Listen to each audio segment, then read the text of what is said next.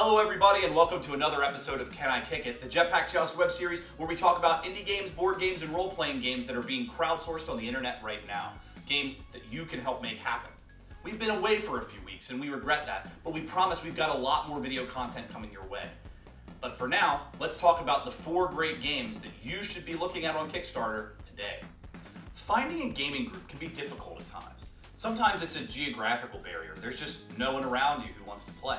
Sometimes your friends just aren't interested. They don't want to spend time sitting at a table playing a game. And sometimes it's just a matter of scheduling and just no one can get together.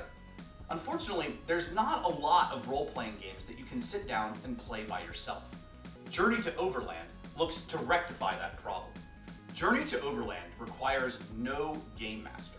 The player takes on the role of a hero who is tasked with retrieving 5 ancient weapons to destroy the evil wizard Warcock.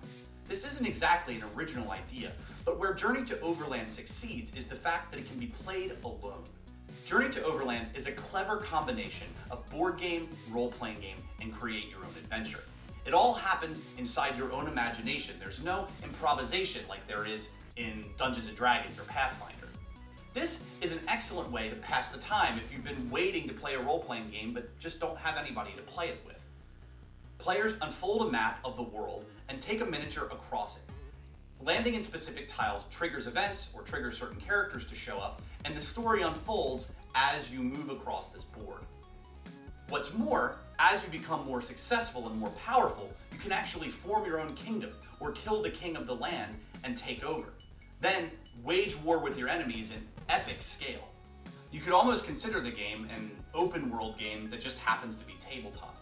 I'm excited to see where this goes, and while the art isn't particularly stunning and some of the ideas seem to be a retread of different things that have already happened in other games, the fact that it's a solo experience really makes it stand out, and I hope that they get the $6,000 they're looking for.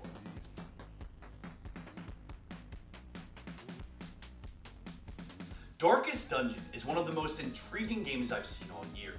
Whether we like it or not, art style has a lot to do with whether or not games like this get made. And luckily, Darkest Dungeon has an excellent one. It almost looks like a medieval engraving. I've heard it referred to as crowquill on their website. I think it's gorgeous, and it's one of the main reasons I want to see this game get made because the animation is so amazing. However, the game appears to be more than just pretty. It looks to be doing something new with the roguelike genre. You recruit heroes to go into the darkest and most evil dungeons on the planet. And as you sink further and further into these evil spaces, things like paranoia and fear and sickness start to really fester inside your characters. Death is permanent in Darkest Dungeons, and if you know me, you know that I love permadeath in games. It creates a real tension that's very hard to replicate when your character just pops up again later.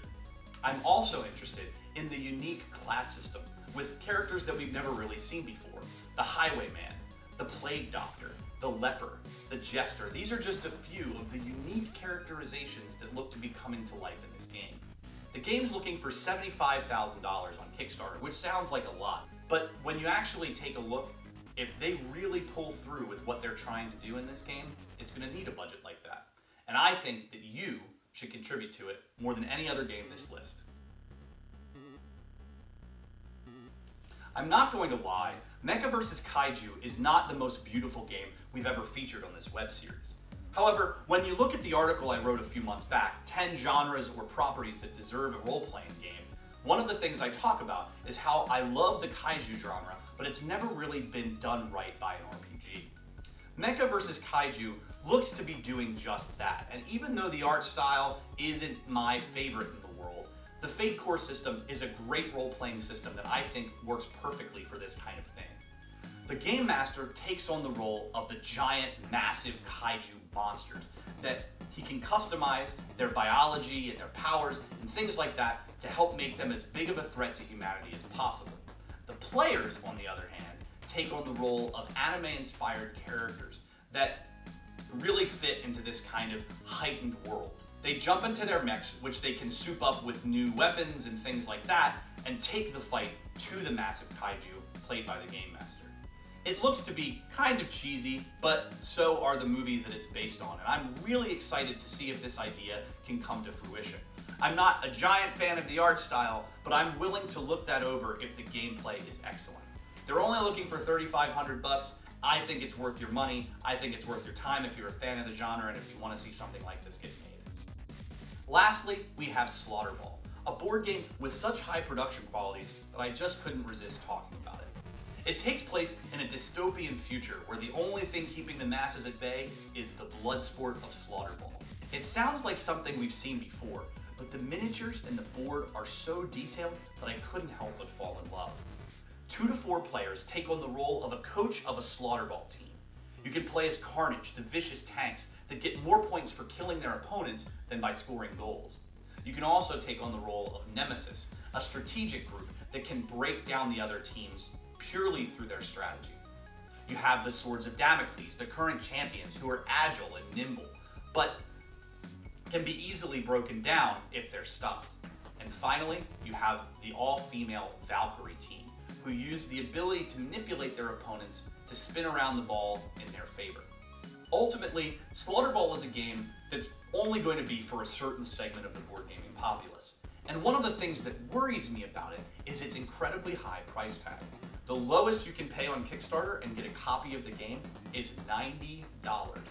They're looking for $40,000, and I think when you actually see it in action, you'll be a little bit more interested. But if this isn't a game that's up to your speed, you might want to consider contributing to one of the other projects we've talked about.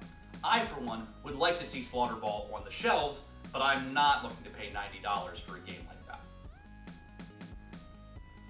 Well, folks, that's it for Can I Kick It this week. As always, you can find the links to all of these projects down below, and we really suggest that you at least maybe contribute to one of them, even if it's something small. Getting creative work out there in the gaming industry is so important, and I can't emphasize enough how much these developers appreciate what you do for them.